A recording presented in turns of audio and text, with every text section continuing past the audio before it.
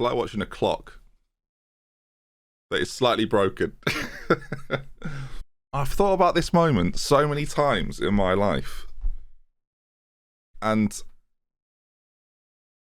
this is such a weird way to watch something happen. This is like when Mark Zuckerberg started Facebook, isn't it? I've seen the film. And I'm now 6 humans away from having a milestone that I've always wanted. I was actually quite happy when it was 10,000. I was quite happy when it was 1,000. But I've worked 15 years to get to this point. And we're nearly there. Do I retire after this? Or do you just carry on? I think you just carry on. But this means people I don't think most people know how much this means to me. And I could do this as a live stream, but I've decided to do it as part of this video. Because sometimes doing YouTube can be quite lonely. It can be quite isolating. But then you have moments where you upload a video and you know it's good and you know people are going to be excited about it. And it gives you the moment where you feel like you're making an impact in a positive way to people. And that's nice. And now we're one away. And for those moments I hope I've given people, I'm pretty confident they're about to give me one. And it's not been 6 numbers before. But it has now.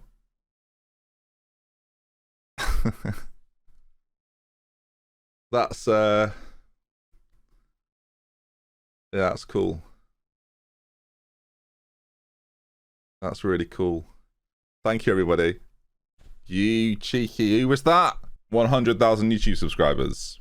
Now in 2021, 250,000 channels have done this, but there are not many channels, or people at least, that have been doing this for as long as I have. So I thought I'd give you a bit of the backstory as to why this is so much more than just 6 digits. So here goes. My first channel, 2006. Told you. I posted some short videos while I was at school, but they were deleted because of copyright. Turns out I didn't have permission from the Backstreet Boys to use I Want It That Way, but the passion for creating was lit. A passion I probably didn't have since my dad bought a video camera in the late 90s, where I was regularly showing off. There's not really another word for it. So after the Backstreet Boys shut me down, it was on to channel number 2. A lip-syncing channel in 2007 with my less than convinced friend Andrew, which now sounds kind of awkward, but back then, I'd like to say lip-syncing was cool, but even back then, let's face it, it was never cool. Smashing the views though, 150,000 views on that channel even now, and that's after about 10 videos were deleted once again. It turns out you can't lip sync to the Backstreet Boys and get away with it. Yes, it was I Want It That Way. I'm sure our 75 subscribers miss us every single day. So 2008 rolled around and brand Dr. Benji was born. Definitely don't regret that. A channel designed to help young people through struggles they were going through. And looking back now, I can kind of see the irony in the channel, as there was only one person that needed help with their struggles. The channel eventually turned into a light-hearted comedy bit about everyday scenarios. Me and superstar podcaster Japmate were running things back then. Kind of.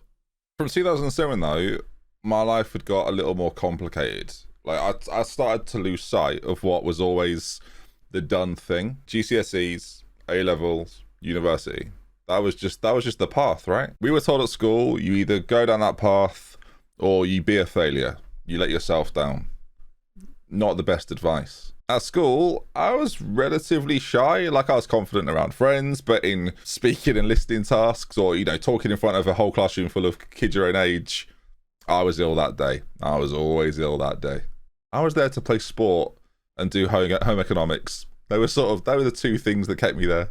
So yeah, I was far from confident in any setting other than sport. Sport was my release. Sport is still my release. But while I'm figuring out what's going on in my real life, in my personal life, I discover this community, this YouTube community that I didn't know was a thing because it was new. No one knew it was a thing. You probably watching this, you probably didn't know it was a thing. You thought KSI started it all, didn't you? For God's sake. There was a community that knew each other within the UK. There was the American guys with Smosh and Michael Buckley and Fred, starting to ring some bells maybe. And then you had the UK scene, which Charlie McDonald, Charlie Is So Cool Like, was sort of the king of the table at that point. But the UK community was so close-knit that everyone just sort of knew one another. There was conversations going on all the time between those 50 people. And not many of those people are around today. I should say, shout out to Smith, that some of you will know from the Palmers guys, as well as doing his own stuff on the road. Oh, he loves that. Still going strong, man. I love that guy. But sport back then was almost like a taboo subject, right? It wasn't a place for, YouTube was not a place for sport. Times have changed quite a lot these days, but it was so not the done thing at all. But that took me out of myself a little bit. I met people I would never normally meet. I would go to these meetups, they were known as gatherings, and you'd go along and you'd sit in a field, usually Hyde Park in London. I probably did this like 15 times. Someone would bring a guitar, you'd sit around, enjoy each other's company, bond over being outsiders a little bit, but it was quite inclusive at the time. It was a different world. It was a world that being sort of the sports guy from my high school, I almost didn't necessarily feel a part of, but I definitely felt a part of. It was a world outside my little town in Norfolk. Most people thought YouTube back then was cat videos, or young children going to the dentist, or the evolution of dance, which I still watch daily. It was a very different YouTube. I've still got my email from YouTube. I was one of the first 100 UK partners when you could make a killing from it. No, not exactly, no. You didn't get a plaque for that, sadly. But I also had a video featured on the front page. Before trending was a thing, YouTube would select a video from a creator within the community that would go on the front page. And I had a video on the front page. It was a video that I dedicated to my grandpa who had recently passed away in 2008. And that was a huge deal to me, a massive deal. It's still something I'm very proud of. And there are people growing channels exponentially compared to me. And that led to a reality that at that point, I wasn't good enough to make this anything more than a hobby. And that was difficult to swallow at the time. And underneath the 195 videos that I posted, I was a boy that just felt like he was hitting stumbling block after stumbling block after stumbling block. I quit college twice in 4 years. Once through sheer loneliness, the other through a life-changing medical incident that put things into perspective, and at the same time, mentally just finished me off. I was an already struggling 20-year-old, and I went from being an active lad that was playing sport 4 or 5 times a week, coaching it 3 or 4 times a week, to not being able to do any contact sport ever again. And I was told that a lifetime of medication was the best way forward for me. And my motivation and stamina for everything, gone. I was depressed. And then I had it confirmed by a doctor, and that didn't really help. I'd gone from being a quietly confident boy at high school to not knowing what had happened, and I didn't have the answers. So I just spent the next 4 years just waiting. As a 20-something, an early 20-something, just waiting for a break. You know, waiting for the dream job. A dream job that just, surprisingly, viewers never came. Some people might say I'm still waiting. But I quite like doing this. One of the things about my depression that was really strange and really odd was finding out that everybody else knew and having to deal with that and talking to people, whether that be my family or Ellie. And then when I come back from a doctor's appointment and say, oh, I've got depression, and she just looks at me and says, I know. And that for me was like, oh, no one told me. But it was one of those things they couldn't tell me. But it's funny, years later, a very dear friend of mine from that old YouTube generation was talking to me about depression and said, it's like grey, isn't it? And for the first time I thought, yeah. Because then I thought back to that time period and thought, it's all just grey. None of it made sense. None of it was in colour. It's hard to describe until you're in it. And there'll be people watching this that I'm sure have been in it or are going through it. And once upon a time, it controlled me. It was everything. It was part of my identity. It was part of who I was. It was one of my characteristics that I'd labelled to myself. And as much as it controlled me back then, I'm fucking proud to say that now I control it. And I can see it coming, and I know how to deal with it, and it's possible. It's what I want to say to people. It's possible to move on from it. It doesn't have to be a personality point. So in this story, I'm 23 now, and while still being connected to YouTube, watching, taking everything in, with the gaming scene blowing up, I figured there's a keen Football Manager player. I'd see if I could find anyone playing it on YouTube, and stumbled across the Space. You probably know the name, who had a save with FC United of Manchester that I became absolutely addicted to. I'd be the first to every upload, liking every single time, or rating at that point. I can't remember. They changed the system. Now, when you're a depressed, unemployed 23, 24-year-old with a relationship somehow with Ellie of 5 years, we should talk about her more. We'll come on to her later. We've been together for 13 years this week, which is crazy. But yeah, back to being a depressed, unemployed 23-year-old, the good times. The money wasn't exactly flowing at that point. But I suddenly had this desire to start making Football Manager content. Jack was leading the way, and I could not be inspired by that. He encouraged me to get involved, and the reality was, when I started, I thought, I want to be right there with you. So on Ellie's not fit for purpose laptop, I started streaming Football Manager. The streams would crash 4 times a stream. It became a theme of the streams. But it turned out, giving streaming a go, good decision.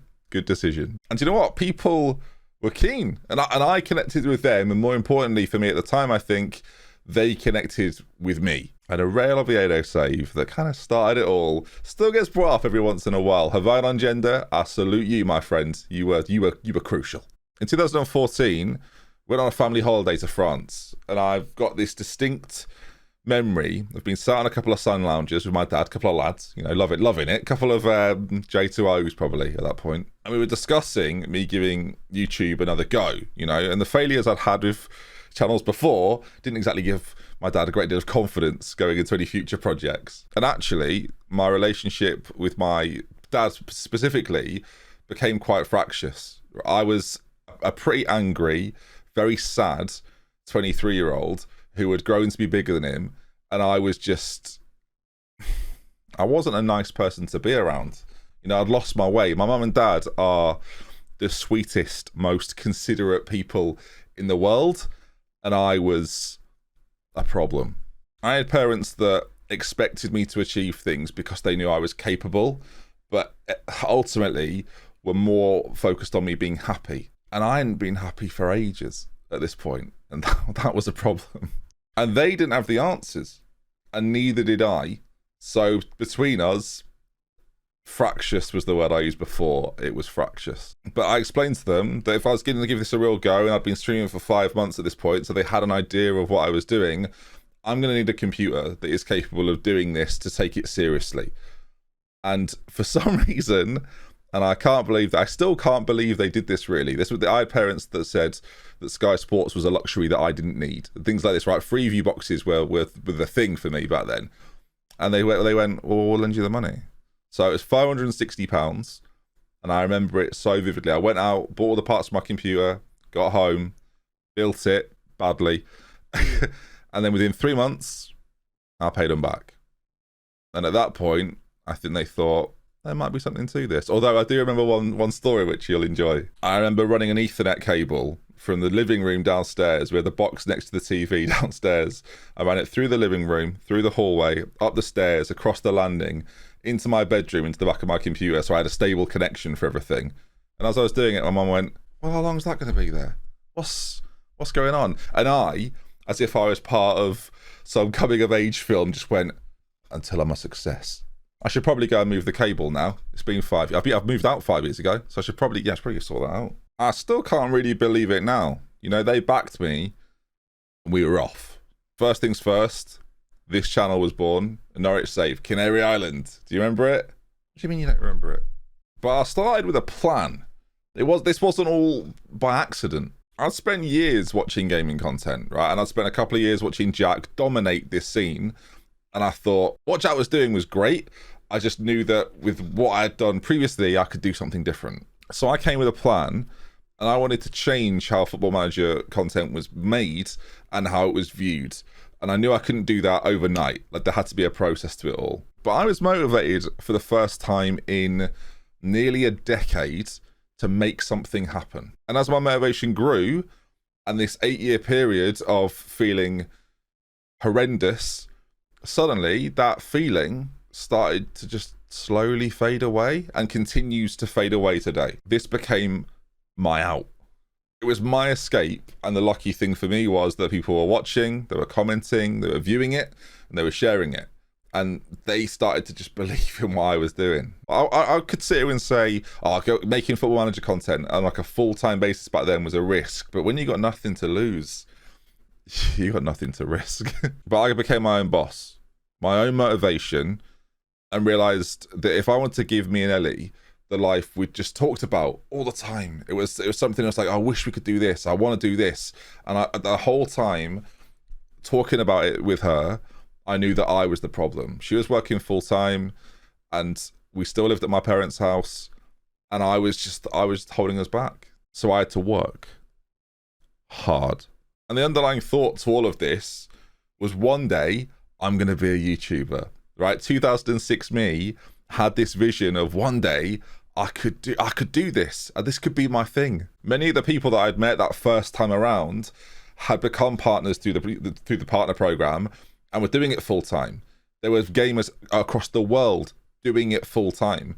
And so at 2014, when I started again, it was like, okay, now there is a path. A path I helped build 8 years previous was now a reality, and I could be a part of that maybe. So I'd not started for long, but I'd found my niche, right? People were buying, I say people, like I'm telling this story to somebody else. You were buying into this, some of you. Some of you were watching me and enjoying it for what it was.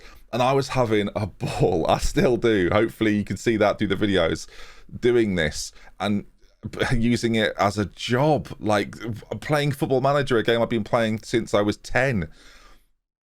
Sometimes it is one of those pinch me moments, but this became something I was incredibly passionate about, right? I'd go to telling stories from Brazil to Swindon to Italy to Manchester, Liverpool, Germany, London. We created our own team, which, you know, has gone, it's had mixed results, let's just say that. And now we're still making videos, you know, and the last 6 years, it wasn't a struggle. It's not the backstory. You've seen it. And that's what's so cool to me about this. It's logged and it isn't grey. You know, we're still making videos. We're still streaming. I got engaged. You know, we've been to mine and Nellie's dream holiday destination. When we first met, we both wanted to go to New York. I've been twice. We've got a son. Like, how 15 years of a dream and like 6 years of taking it seriously.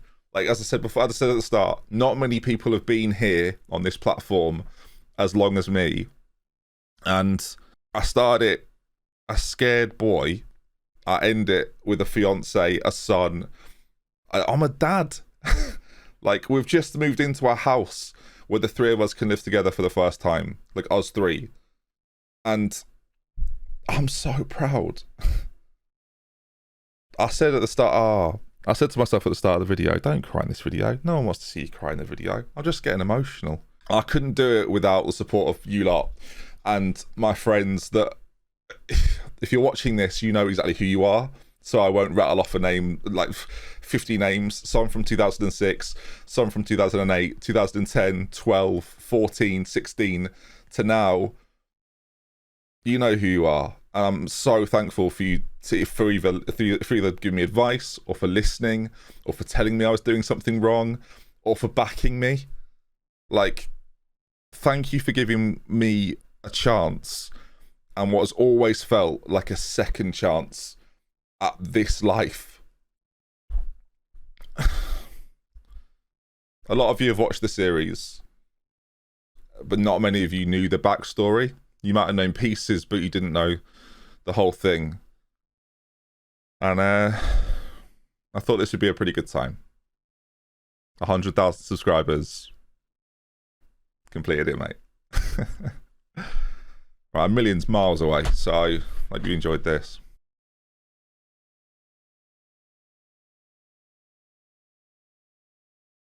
So this is 15 minutes later.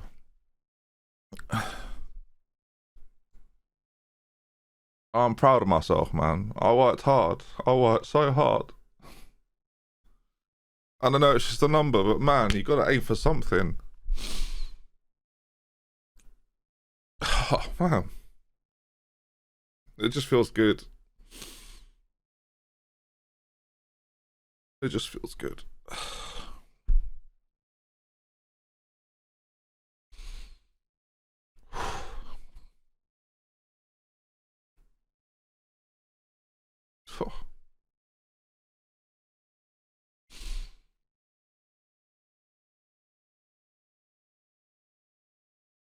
Yeah.